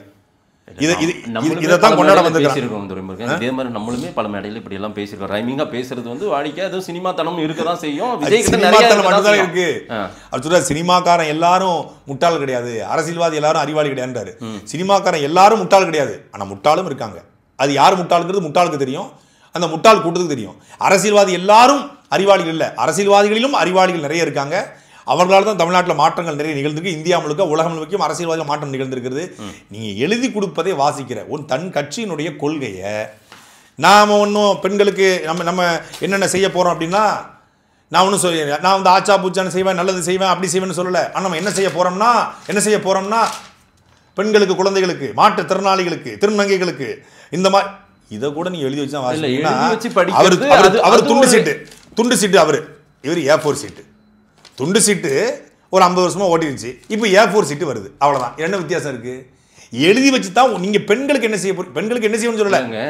ஒரு 35 நிமிடங்கள் பேசும்போது எல்லாத்தையும் டெலிவரபிள் பண்ண முடியாது. சில விஷயங்களை எழுதி வச்சு குறிப்பெடுக்கிறது தானே. ஒரு 3 நிமிஷம் தானே ஒரு டேக் படத்துல போவோம். அந்த 3 நிமிஷம் தான் மனப்பாடம் பண்ண முடியும். பெரிய டேக்கா இருந்தா கத்திப்பட கிளைமாக்ஸ் மாதிரி 10 நிமிஷம் குறைத்து மதிப்பிட வேண்டாம். அவங்க என்ன பண்ண போறாங்கன்றது வர நாட்கள் மதிப்பிடவே இல்லைங்க. பெண்க குறைக்கிறது மதிப்பிடவே இல்லை. எதுக்கு மதிப்பிடணும்? இது ஒரு என்டர்டைன்மெண்ட் பீஸ், ஒரு காமெடி பீஸ். இவ்வளவு எனர்ஜிலாம் நம்ம செலவு பண்ணி தேவை. இது ஒரு தமிழ்நாட்டு அரசியல். இப்போ வடிவேல் அவர்கள் வந்து அப்ப முக்கியத்துவம் கொடுக்குறீங்க. முக்கியத்துவம் முறுக்க ஓடாத ஓரமா போன்றது, அதே போல முக்கியத்துவமே கொடுக்கலையே. நாங்க போறது வந்து புலி வேட்டைக்கு போயிட்டு இருக்கு. சரி, புலி வேட்டைக்கு போயிட்டு இருக்கும்போது அணில் குறுக்க வராத, என் வேலை ஓரமா போடணும்னு சொல்றாங்க. சத்தியமா எனக்கு தெரிஞ்சு தாவேகா தொண்டர்கள் நிறைய பேர் அண்ணன் சீமானை பார்த்தா மரியாதை கொடுத்து கை கொடுத்துட்டு பேசிட்டு போன நிகழ்வுகள்லாம் நான் பார்த்திருக்கேன். இன்னைக்கு அவ்வளவு ஆக்ரோஷமா தாக்குறாங்கன்னா நீங்க அவங்கள சீன்றீங்க. நீங்க என்ன ஆயுதம் எடுக்கிறீங்களோ அவங்க அந்த ஆயுதத்தை அவங்களுக்கு தெரியுது. அவங்களுக்கு தெரியுது இல்ல, நேர்மையான அரசியல் செய்யக்கூடிய நேர்மையான அதிகாரியை பார்த்தா உச்சா போயிடுவேன்னு சொல்லி போக்குரில் ஒரு வசனம் வரும்ல, அது யாருக்கு பொருந்தோம்னா விஜயும் விஜய் தொண்டலுக்கு பொருந்தும். நேர்மையான அரசியல் பண்ணக்கூடிய நபர்களை, கொள்கை கொண்ட நபர்களை பார்க்கும்போது அவனுக்கு பதறுது. நாம அடிக்கிற அடி தான் அவன் அடிமடியில் கதற வைக்குது. இப்போ திமுக வந்து கேள்வி கேட்க முடியாது, விஜய் அதிமுக கேள்வி கேட்க முடியாது, பாஜக காங்கிரஸ் கேள்வி கேட்க முடியாது. ஏன்னா அவங்க இந்த அரசியல் அவங்க பண்றாங்க. அதே மாதிரி தொண்டராகவே வச்சிருக்கிறது, அப்படி வச்சிருக்கிறது, இந்த மேடையை போட்டு இந்த மாதிரி பண்றது அவங்க வச்சிருக்காங்க. நம்ம அப்படி கிடையாது. மக்களோட மக்களா நிற்கும் போது இந்த அரசியல் இருந்து முழுமையா மாறுபடுறோம். சீமானன் கவின் படுகொலை போய் நிற்பாரு, திருப்பணத்துக்கு போய் நிற்பாரு, மறுநாள் தூய்மை பணியாளர் நிற்பாரு, அடுத்து மரங்களை மாநாடு போடுவாரு, அப்புறம் மாடு மேய்ப்பாரு, பம்பரமா சொல்லுவாரு. அப்ப அவன் பாக்குறான், ஒருத்தர் பம்பரமா சொல்லு இருக்காரு, ஒருத்தன் படுத்து கிடக்குறான், கேட்டா வேடிக்கைங்கிறான். அப்படிங்கும்போது அவன் தொண்டர்கள் உணர்றான். உண்மையிலே விஜய் தொண்டர்கள் நிறைய பேர் இந்த மாநாட்டுக்கு பிறகு உணர்ந்திருக்கான். நேற்று ஒருத்தன் கேட்குறாங்க, மானமுள்ள விஜயுடைய தொண்டன் கேட்குறான், நீங்கள் சொன்னிட்டீங்கல்ல ரேம்பாக் வரக்கூடாதுன்னு, எது கிரீஸ் தடவுறீங்க? இது எங்களுக்கு தன்மானமாக இழப்பு இல்லையா? அப்போ எங்களை அசிங்கப்படுத்துறீங்கன்னு ஒருத்தன் கேட்குறான். அவன் ஒருத்தனுக்காக தான் நாங்கள் பேசிகிட்டு இருக்கோம். நீங்கள் அனில் குஞ்சுன்னு சீண்டியதே இந்த மாநாட்டில் ஏதாவது விஜய் நம்மளை டார்கெட் பண்ணுவார், பேசுவார், இதை வச்சு நம்ம அரசியல் பண்ணலாம். நீங்கள் இவ்வளோ தான் அரசியல் உள்வாங்கியிருக்கீங்க. விஜய் அவர்கள் அரசியலுக்கு வருவாருங்கிறதுக்காக நாம் தமிழ் தொடங்கப்படலை. நாம் தமிழ் தொடங்கப்படும் போது விஜய்க்கு அரசியல் வர எண்ணமே இல்லை. நாம் தமிழ் அரசியலுக்கு வந்தது எங்களுடைய நிலமும் எங்களுடைய மொழியும் எங்களுடைய வளமும் அளிக்கப்பட்டிருக்கு, ஈழம் அளிக்கப்பட்டிருக்கு, மீனவர் சாவு நடக்கிறது, இங்கே மிகப்பெரிய ஒரு கார்பரேட் கொள்ளை நடக்கிறது என்பதை எதிர்த்து தான் நாம் தமிழ் தொடங்கப்பட்டுச்சு. இல்லை உங்களுக்கு போட்டி திமுக. ஒரு சரிங்க நீங்கள் முதல்ல கேள்வி கேட்டீங்கல்ல, ஒரு சரிங்க. நாம் தமிழ் கட்சி தொடங்கப்பட்ட போது விஜய் அரசியலுக்கு வரல. நாங்கள் வளர்ந்து வரும்போது எங்களுக்கு பேசுறதுக்கு 1000 அரசியல் இருக்கு. சரி, இன்னைக்கு பரந்தூருக்கு நாளைக்கு மிகப்பெரிய போராட்டத்தை நாங்கள் முன்னெடுக்கிறோம். அதன் தொடர்ச்சியாக மரங்களி மாநாடு நடத்தெடுக்கிறோம். மிகப்பெரிய அளவில் தமிழ்நாடு முழுக்க சோசியல் இஷ்யூ, சமூக பிரச்சனைகளை கையாண்டு கொண்டு போயிட்டுருக்கோம்.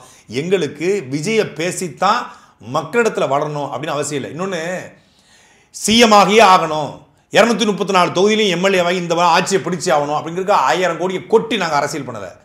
மக்களிடத்தில் பெற்று மக்களுக்காக நிற்கிறமே ஒழிய எங்களுக்கு ஒரு அரசியல் என்பது இன்வெஸ்ட்மெண்ட் கிடையாது. இந்த தேர்தலில் ஜெயிப்பேன், இல்லைன்னா நடிக்க போயிடுவேன் அப்படின்னு சீமான் சொன்னதும் கிடையாது. எத்தனை தோல்வி கண்டாலும் என் தோல்வி என்பது மக்களுக்கான தோல்வி தான். மக்களை நான் அரசியல் படுத்திக்கிட்டு இருக்கிறேன்.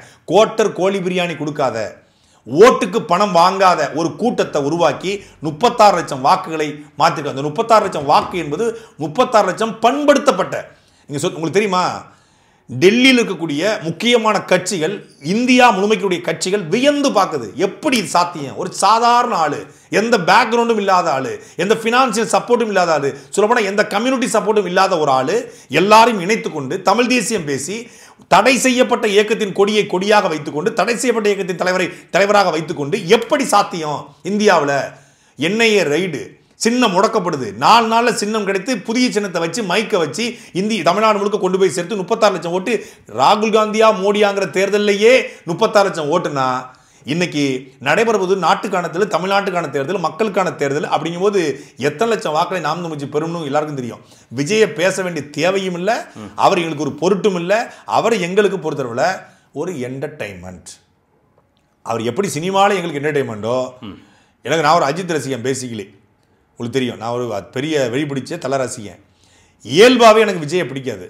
சீமான் ஒரு புதுசாக ஒருத்தன் வந்திருக்கிறான், அவனை நம்ம விமர்சனம் செய்யக்கூடாது அப்படின்னு எப்போ சொன்னாங்க? விக்ரவாண்டி தேர்தலுக்கு முன்னாடி சொன்னாங்க, விமர்சனம் செய்ய தேவையில்லை, அவர் என்ன செய்கிறாருன்னு பார்ப்போம். அவர் கொள்கையை அறிவிக்கிட்டு நாங்கள் கொள்கையை அறிவிக்கும் போது கொள்கை இல்லை, அது கூமுட்டுன்னு தெரியுது.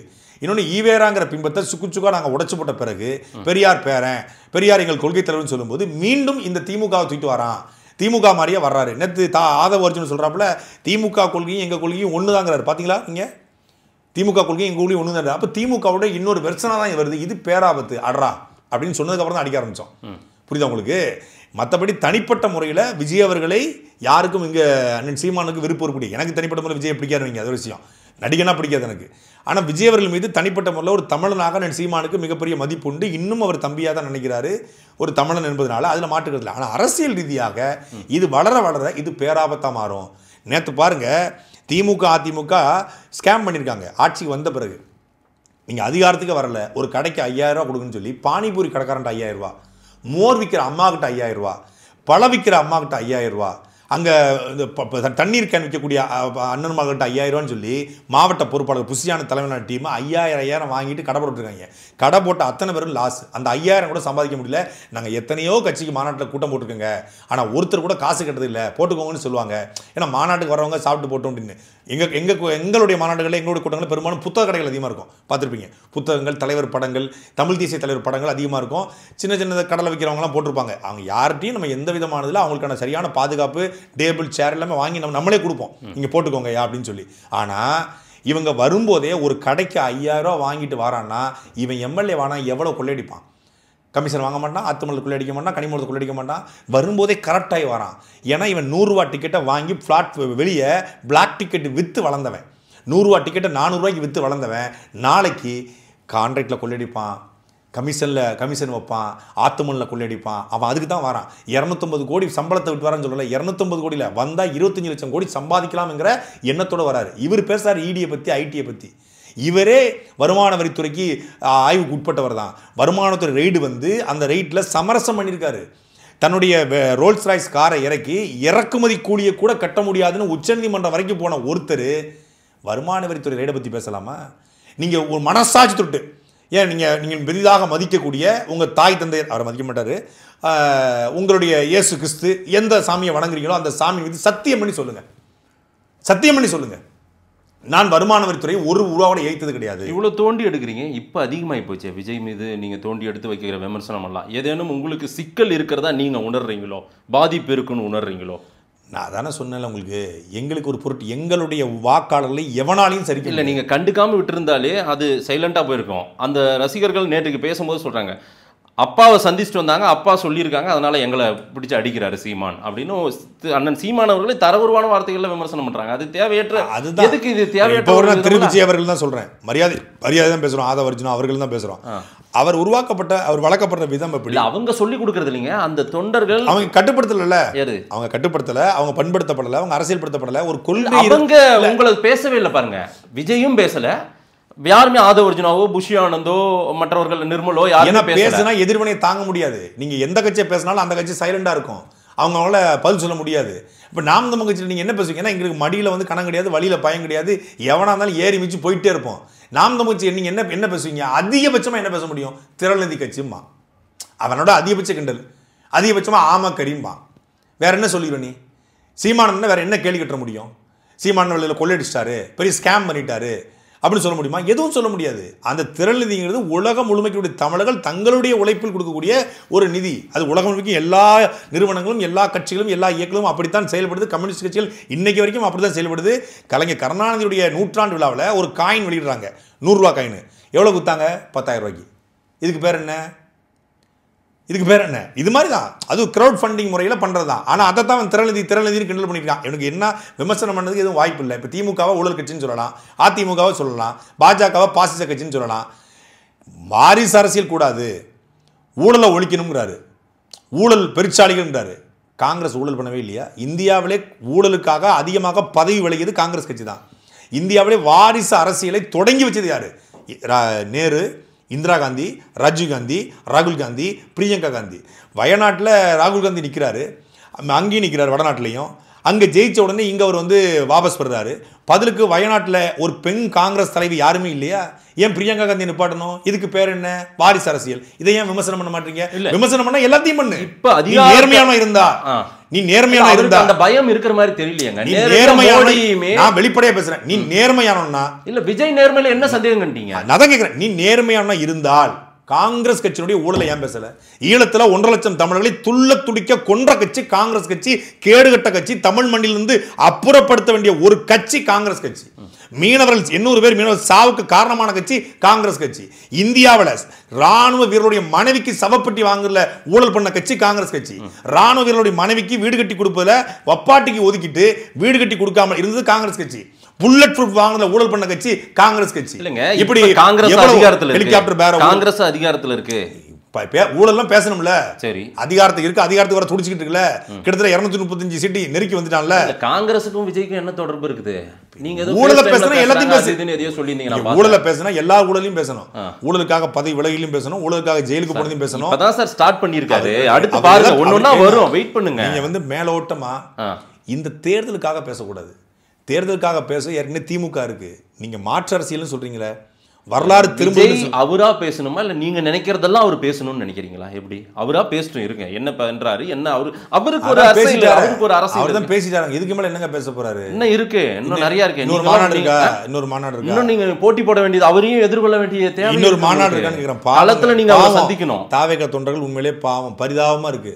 இது வரைக்கும் ஒவ்வொரு மாவட்ட செயலும் 1 கோடிக்கு மேல செலவு பண்ணி இந்த மாநாட்டில் நொந்து நூடுல்ஸ் ஆகி அவன் செயினை விற்று, தாலியை விற்று, தொங்கட்டானை விற்று, தோடை விற்று நொந்து போயிருக்கிறான். இந்த மாநாட்டுக்கே கூட்டம் தேக்கிறதுக்கு அவனுக்கு வந்து படாத பாடுபட்டு பல்லு தெரிஞ்சிருச்சு.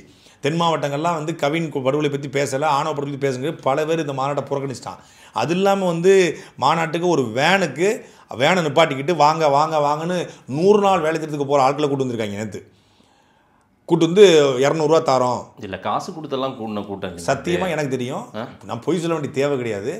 எனக்கு தெரிந்து திருநெல்வேலியில் நிறைய பேர் காசு கொடுத்து ஆட்களை கூட்டு வந்திருக்காங்க. கூட்டு வந்தனால தான் அந்த 4 மணிக்கு அவன் ரேம்பாக் வந்தோடனே முடிஞ்சலப்பா ஏன்னா 100 நாள் வேலைக்கு போகிறோம் 4 மணிக்கு கிளம்பிடுவாங்க வீட்டுக்கு. அதே மாதிரி 4 மணிக்கு சரியாக கிளம்பிட்டாங்க, டயத்தை பார்த்துட்டு கிளம்பிட்டாங்க. சூரியன் மேலே வந்துருச்சு, கொஞ்சம் இறங்க போது, அந்தி சாயுது அப்படின்ட்டு கிளம்பிட்டாங்க. காசு கொடுத்தா இன்றைக்கி தமிழ்நாடு முழுக்க கூட்டம் சேர்க்க முடியும். அதுவும் இந்த கூட்டம் நீங்கள் பார்த்தீங்க ரொம்ப ரொம்ப ரொம்ப ரொம்ப குறைவான ஒரு கூட்டம். மதுரை மிரண்டது, மதுரை குலுங்கியது அப்படிலாம். இது வந்து க்ரீன்மெட் கீழே போட்டது காரணமே உங்களுக்கு தெரியும். க்ரீன்மெட் ஏன் போடுறாங்கன்னு, க்ரீன்மெட் போட்டு அதை ஜூம் பண்ணி எக்ஸ்டெண்ட் பண்ணிக்கிறது விஎஃப்எக்ஸ் வச்சு. இவன் என்ன பண்ணிட்டான், அந்த க்ரீன்மெட்டை பூரா கழிச்சு மேலே போட்டான். இப்போ அதுலேயும் ஆப் வச்சுட்டான். இன்னும் கொஞ்சம் பிரமாண்டமாக காட்டிக்கலாம். அது க்ரீன்மெட்டை போட்டு விஎஃப்எக்ஸை வச்சு பண்ணலாம்னா க்ரீன்மெட்டை கீழே விரிச்சிருக்காங்க. கூட்டம் வரலாம் கூட மேட்ச் பண்ணலான்னு. அந்த அரங்கத்துக்குள்ளே கூட்டம் வரலங்க.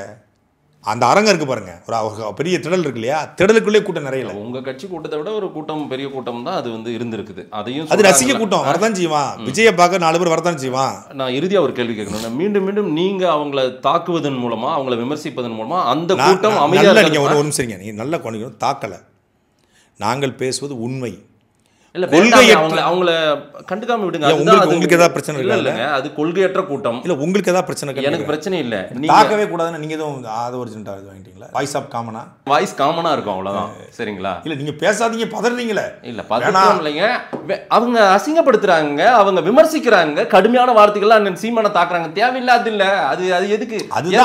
அவருடைய அநாகரிகம் உலகத்துக்கு தெரியட்டும், இவர்கள் எப்படிப்பட்டவர்கள் என்பது தெரியட்டும். இவன் ஏற்கனவே அஜித் அவர்களை திட்டியே பழக்கப்பட்டவன். அஜித் அவருடைய மனைவி சாலினியை, அவங்க குழந்தைகளை, ஆத்விகாவை எல்லாத்தையும் திட்டி பழக்கப்பட்டவன். அஜித் படம், விஜய் படம் வரும்போதெல்லாம் அஜித் திட்டுவான். இன்னைக்கு ரஜினிகாந்தை பற்றி திட்டிகிட்டு இருக்கான். இப்போ முழுக்க கட்சி தொடங்கிட்டேன். தாவேக்காங்கிற கட்சி தொடங்கியாச்சு. அவர் கடைசி படம் நடிச்சுக்கிட்டு இருக்காரு. ஆனால் இவன் என்ன பண்ணான்னா, கூலி படத்துக்கு உட்காந்து நெகட்டிவ் ரிவ்யூ போட்டு வந்திருக்கான். பெய்டு ப்ரொமோஷனை கொடுத்து, ஆட்களுக்கு பணம் கொடுத்து, தாவேக்கா கட்சிக்காரனே முழுக்க இந்த வயசில் இது தேவையா, அது தேவையான, இந்த வயசுலையும் அவரை பார்க்க திரையரங்கில் ஒரு கூட்டம் கூடுதில்லை. இந்த வயசுலையும் குறைந்தபட்சம் தன் ரசிகர்கள் பழி கொடுக்கலையே. அரசியலுக்கு வருது ரஜினிகாந்த் அரசுக்கு நான் எதிர்த்தேன், கடும் விமர்சனம் பண்ணியிருக்கிறேன், மாற்றுக்கிறதே கிடையாது. ஆனால் தன் தொண்டர்களை பழி கொடுக்காமல் காப்பாற்றினார். கடைசியாக லீமடின்னு நினைக்கிறேன், அவர் பேசுகிற கூட்டத்தில் கூட இந்த அரசியலுக்கு வந்து அசுரபலம் பொருந்திய இந்த 2 கட்சிகளை வீழ்த்துறது சாதாரண விஷயம் கிடையாது. நான் ரசிகனை வச்சுட்டு மட்டும் என்ன பண்ணுவேன், அதனால் உங்களை நான் வந்து பழி கொடுக்க விரும்பலை, நீ தோட வைத்து நகையை வைத்து பண்ணுவேன் அப்படின்னு காப்பாற்றினார். ரசிகர்களை பழி கொடுக்காத ரஜினி ஒரு பக்கம், ஒருபோதும் என்னுடைய ரசிகர்களை என் சுயநலத்துக்காக பயன்படுத்த மாட்டேன்னு சொல்கிற அஜித்குமார் ஒரு பக்கம். அந்த 2 பேரும் இவருக்கு ஒரு பெரிய பாடமாக இருக்காங்க. அந்த 2 பேரையும் கடுமையாக விமர்சனம் பண்ணியே வளர்ந்த கூட்டம் இன்றைக்கி சீமான விமர்சனம் பண்ணுது. நீங்கள் என்னுடைய இன்ஸ்டாகிராம் எடுத்து பார்த்தீங்கன்னா கமெண்டில் போட்டிருக்காங்க முழுக்க ஆபாச வார்த்தைகள். நம்ம விஜய் எந்த இடத்தையும் ஆபாசமா பேசலையே. விஜய் மீது தனி ஒரு 50 வீடியோ எடுத்து போடலாங்க. விஜய் கட்சியை பற்றியான விமர்சனங்கள் நீங்க வைத்ததே அது வந்து கெட்ட வார்த்தை பேசுறமா இல்ல, ஆபாசமா அவங்கள சீன்ற மாதிரி தானே இருக்கு. சீண்டி அவங்கள நோண்டி பாக்குற மாதிரி தானே இருக்குது. அவன் என்ன பண்றான் சொல்றான், கொந்தளிக்கிறான். இப்படி இருக்க கூடாது. ஒரு பண்பட்ட கூட்டமா இருக்கணும். சரி, தமிழர்கள் என்றாலே உலகத்துக்கு நாகரிகத்தை கற்றுக் கொடுத்தவர்கள், நாகரிகமா நடந்து கொள்ளணும்னு சொல்றோம். நீ நாகரிகமற்ற கூட்டமா இருக்கிற அப்படின்னு சொல்ல வேண்டியது ஒரு அரசியல் விமர்சகராக, ஒரு அரசியல் கட்சியினுடைய பொறுப்பாளராக என்னுடைய கடமை, எங்கள் கட்சியின் கடமை. இல்ல அந்த வேலையை தான் விஜய் பார்த்து பாருங்க. நீங்க பார்க்க தேவையில்லை, நீங்க விமர்சனம் வைங்க. நீங்க அவங்கள சும்மா சீன்றதுனால உங்க மேல மீண்டும் தாக்குதல் வரும், எதிர் தாக்குதல் வரும், அதை எதிர்கொள்ள வேண்டியது வரும். தேர்தல் களத்தில் அது நடக்கும். விஜய் பார்த்து பாரா, அவர் நேரவே படுத்திருப்பாரு, அவருக்கு இதெல்லாம் தெரியவே தெரியாது. அவர் இதெல்லாம் பார்க்குறாரு நினச்சிட்டு இருக்கீங்களா? அவர் பார்த்துருந்தாருன்னா இனி வேலை இல்லைன்ட்டார்ல, இனி ஒர்க் இதுதான் வேலை இல்லைன்னு. வேலை இல்லாமல் தானேங்க வந்திருக்காருங்க. அரசியல் என்பது ஒரு வேலை இல்லாத வெட்டி கூட்டத்துக்கான வேலை கிடையாது, அது மக்களுக்கான சேவை. காமராஜர் அவர்கள் வந்து போயிட்டு இருக்கும்போது ஒரு பத்திரிகை கேட்குறாரு, ஐயா அரசியல் என்னங்கன்னு, வாங்க இந்த மக்கள் தண்ணிக்காக போராடிட்டு இருக்கான்ல, ஆமாம் அது என்ன போய் கேட்க போகிறேன், இதான் அரசியல்ன்றார். அரசியல் என்பது மக்களுக்கான தேவை, அதற்கான சேவை. அது சொல்ல முடியலன்றாரு. அடுத்து வீடு வீடாக போகிறது தான் என் வேலை. நாங்களும் ஈரச்சாக்கை போட்டுட்டு ஆன்னு பார்த்துட்டு வந்திருக்கோம். ஏப்ரல் 15ஆம் தேதி படப்பிடிப்பு முடிஞ்சிடும் வந்துடும்னாங்க. அப்புறம் ஜூலையில் கிளம்பிடுங்கன்னாங்க. அப்புறம் ஆகஸ்ட் 15 ஸ்டார்ட் பண்ணிடுவோம்னாங்க. இப்போ நான் வர்றேன், இதைத்தான் விக்ரவாண்டின்னு சொன்னீங்க. இப்போ நான் வர்றேன், நீங்கள் ஸ்டார்டிங் அடுத்து வருவார். பழைய இன்னைக்கு ரெஸ்ட், நாளைக்கு நம்ம ஊரில் ஆட்டோ இருக்கும். அந்த ஆட்டோக்கு பின்னாடி மோட்டர் ஆட்டோ வச்சிருப்பாங்க பார்த்தீங்களா, ஒரு கயிறை கட்டி ட்ருன்னு இழுப்பாங்க, ஸ்டார்ட் ஆகாது. திருப்பி இருப்பாங்க, ட்ரு ஸ்டார்ட் ஆகாது. திருப்பி இழுப்பாங்க, ஸ்டார்ட் ஆகுது. கொட்டுக்காளி படம் பார்த்தீங்கன்னா அதை காட்சிப்படுத்திருப்பாங்க. அப்புறம் 5-6 தடவை கயிறை போட்டு இழுத்தா ஸ்டார்ட் ஆகும். அது மாதிரி நான் வர்றேன். எங்கே வந்து எதுக்கு வர்றீங்க? ஏற்கனவே வந்தீங்களா? தமிழ்நாடு முழுக்க இந்த ஓராண்டு காலத்தில் அக்டோபர் 27 தொடங்கி இந்த ஆகஸ்ட் 21 வரைக்கும் எவ்வளவு போராட்டம் நடந்துச்சு, எதுக்குமே வரல. வந்தால் கூட்டம் கூடிரும். சென்னையில் சிவானந்தா சாலையில் போட்டாங்களே, ஒரு 3000 பேர் திரண்டிருப்பாங்க, அவ்வளோதானே. ஒன்றும் பெரிய சென்னையே டிராஃபிக் ஜாம் ஆயிரலையா. தாம்பரத்திலே பிடிச்சிட்டாங்க, செங்கல்பட்டிலே கதறிட்டாங்க, விக்கிரவாண்டிலே தடுத்துட்டாங்க அப்படின்னு உருட்டுதான் சொல்ல முடியாது. நீங்க ஈஸின்னு நினைக்கிறீங்க, கஷ்டமா போயிட போது அதுவுமே சிக்கல், அவங்களையும் ஃபேஸ் பண்ண வேண்டியது இருக்குது. அப்படிலாம் ஒன்றும் கூட்டம் கூட நேரத்தெல்லாம் மதுரையில் 1 மணி நேரத்தில் டிராஃபிக் ஜாம் கிளியர் பண்ணி மொத்தமாக அனுப்பிச்சு விட்டாங்க. அதெல்லாம் ஒன்றும் பெரிய அப்படிலாம் ஒன்றும் இல்லை. தேர்தல் களத்தில் எதிர்கொள்ளணுமே நாம் தமிழர். இந்த தேர்தல் களத்தில் எங்களை எவனாலும் எதிர்கொள்ள முடியாது, அந்த எவனாலையும் எதிர்கொள்ள முடியாது. நாங்கள் ருத்ர தாண்டவம் ஆடவும் காத்திருக்கோம். இது வரைக்கும் சிவதாண்டவத்தை பார்த்துருப்பீங்க, சீமான் தாண்டவத்தை இந்த தேர்தலை பார்க்க போறீங்க.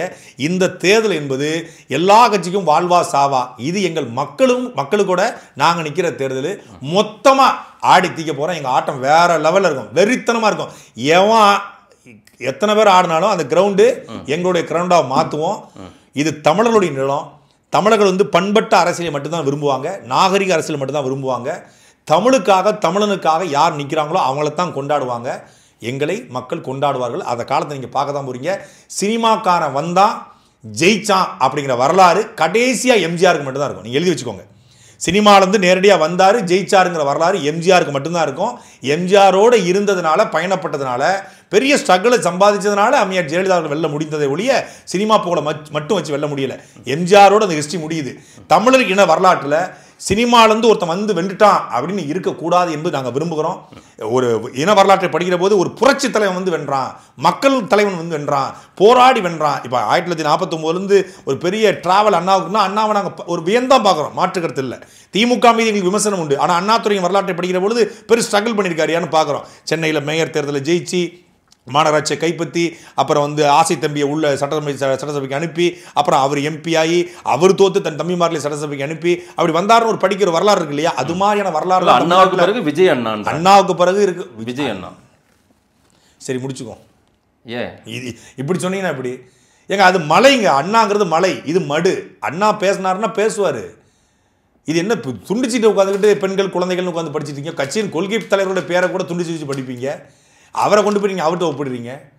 எவ்வளோ தாங்க வாங்கினீங்க? எங்கே தான் எவ்வளோ எல்லாத்தையும் வாங்கிடுவீங்களா? போன தடவை வந்தால் திமுக கனிமொழிட்ட வாங்கின மாதிரியே பேசுறது. இங்கிட்ட என்ன எனக்கு பிரச்சனை புரியலையே. அண்ணாவோட இவரை ஒப்பிடுறதுக்கு உங்களுக்கு வாய் கூசலையா?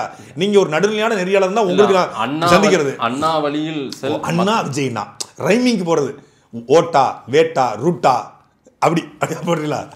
எதிர்கொள்றது எளிமைதானா விஜய்? ரொம்ப நாங்கள் அப்படி ஜாலியாக hello hello hello hello Anil அப்படின்னு போட்டு ஒரு பொறிக்கடலை சொன்னா அவங்க ஆமைன்னு சொன்னா அது தவறா இருக்கு, அது வேண்டாம், அது தேவையில்லாம அதை நாம ஆமை கறி மாதிரி உலகத்துல சுவையான ஒரு கறி கிடையாது. சாப்பிட்டு பாருங்க. சரிங்க, அணில் சாப்பிட முடியாது. அணில் சாப்பிட முடியாது. 65 போடலாம். அணில் 65 தடை செய்யப்பட்டிருக்கு. என்ன 65 போட்டு சாப்பிடலாம். அது சும்மா ஒரு காமெடி பேசுங்க. அவங்கெல்லாம் நீங்கள் இவ்வளவு சீரியஸாகவே நீங்கள் பேசக்கூடாது. ரொம்ப உண்மையிலேயே ஒரு பாருங்க, இந்த தேர்தலில் என்டர்டெயின்மெண்ட் இவங்களால தான். இந்த 84 மாறை வணக்கணம் இவங்களால தான் இந்த தேர்தலே என்டர்டெயின்மெண்ட் ஆக போகுது. இன்னும் தமிழே வரல. மேடையில் ஆதவர்ஜினாவுக்கும் முதல்ல இந்த புசியானது 2 பேருக்கும் தமிழ் கற்றுக் கொடுங்க. ஒரு அரை மணி நேரம் சாட்டை ஆஃபீஸ் சாயந்தரம் வர சொல்லுங்க. சரிங்க, சாட்டை ஆஃபீஸுக்கு ஒரு அரை மணி நேரம் ஆதவையும் இவரையும் வர சொல்லுங்க. நானே தமிழ் கற்றுக் கொடுக்குறேன். அதே போல் இந்த ராஜ்மோகனை தயவு செய்து இந்த நெறியாளுகை செய்து நிப்பாட்ட சொல்லுங்க. ஐயோ பார்க்க சகிக்கலைங்க. இப்படியாங்க நெறியாளுகை பண்ணுறது. பூரா பூமராக இருக்காங்க. ஒருத்தர் பூமராக இருந்தால் பரவாயில்ல, மொத்த கூட்டமும் பூமர் கூட்டமாக இருந்தா. சந்திரன் வந்துட்டாரு, சூரியன் மறைய போகுதுன்றாங்க. அவங்க ஏதோ ஒரு சூளுரை எடுத்திருக்காங்க. அவங்களுமே களத்தில் விஜய சொல்றாரு. அவர் ஏங்க அவர் பேர் சந்திரனா? எம்ஜி ராமச்சந்திரன் தெரியும். இவர் எப்படி சந்திரன்? சரி, ஏதோ ரைமிங்காக போட்டிருக்காங்க போல இருக்கு. சூரியன் மறையணும், அதில் மாற்றுக்கிறதே கிடையாது. சரி, மெல்ல மெல்ல நீங்கள் திமுக தான் உங்களுடைய எதிரி. விஜய் பக்கம் நகர்ந்து பாருங்க. நீங்கள் டைவர்ட் ஆகி போயிட்டீங்க. எப்படி சமாளிக்க போறீங்கன்னு தெரியல. நீங்க திமுக இடத்துல நீங்க தள்ளி விடுவீங்க போல இருக்கு. நீங்க திமுக இடத்துல விஜயும் வச்சு பாக்குறீங்க போல. திமுக தமிழ்நாட்டுக்கு இன்னைக்கு தேவையற்ற ஒரு கட்சியாக மாறிக்கொண்டிருக்கிறது. திமுகவுடைய ஆட்சி தமிழ்நாட்டுக்கு ஒரு மோசமான ஆட்சியை கொடுத்திருக்கிறது. திமுக ஆட்சியை வீழ்த்தணுங்கிறதுல எந்த மாற்றுக்கிறதும் யாருக்கு இருக்க முடியாது. ஆனால் அதற்கு மாற்றாக ஒரு சினிமாக்காரரை சினிமாவை மட்டுமே வைத்திருக்கக்கூடிய, சினிமாக்காரனாகவே இன்னும் இருக்கக்கூடிய, சினிமாவை போலவே அரசியலை அணுகக்கூடிய, தன் ரசிகர்களை இன்னும் முட்டாள் ரசிகராகவே வச்சுக்கணும், அவன் அப்படியே கீழே கிடக்கணும் அப்படின்னு நினைக்கக்கூடிய ஒரு நபரை மேடை பேச்சில் எந்த விதமான அடிப்படை நாகரிகமும் ஒழுங்கும் இல்லாத ஒரு சினிமாட்டிக்காக ஒரு ட்ராமாட்டிக்காக பேசக்கூடிய உள்ளே வச்சு உள்ளேருந்து பேசுகிறதில்ல எழுதி வச்சு பேசுகிற ஒருத்தரை அதுக்கு ஆப்ஷனாக வைக்க முடியாது. ஒரு துண்டு சீட்டுக்கு பதிலாக ஒரு A4 சீட்டை ஏற்றுக்கொள்ள முடியாது. அதனால் அவரை நாங்கள் விமர்சிக்கிறோம், எதிர்க்கிறோம். அந்த அரசியல் தமிழ்நாட்டுக்கு ஆபத்தான அரசியல், கொள்கையற்ற அரசியல், ஒட்டுமொத்தமான இந்திய நிலத்திற்கே ஒரு ஆபத்தான அரசியல். அது உருவாயிடக்கூடாது அப்படிங்கிறத எங்களுடைய நிலைப்பாடை ஒழிய மற்றபடி எங்களுடைய முதன்மை எதிரி திராவிட முன்னேற்ற கழகம்தான். எங்களுடைய களத்தில் நாங்கள் யாரை பேச போகிறோம், யாரை வீழ்த்த போகிறோம் நீங்கள் பொறுத்திருந்து பார்க்க தான் போகிறீங்க. மக்கள் தான் கடைசியாக முடிவு பண்ண போகிறாங்க. நேரம் கொடுத்து பேசினதுக்கு நன்றி.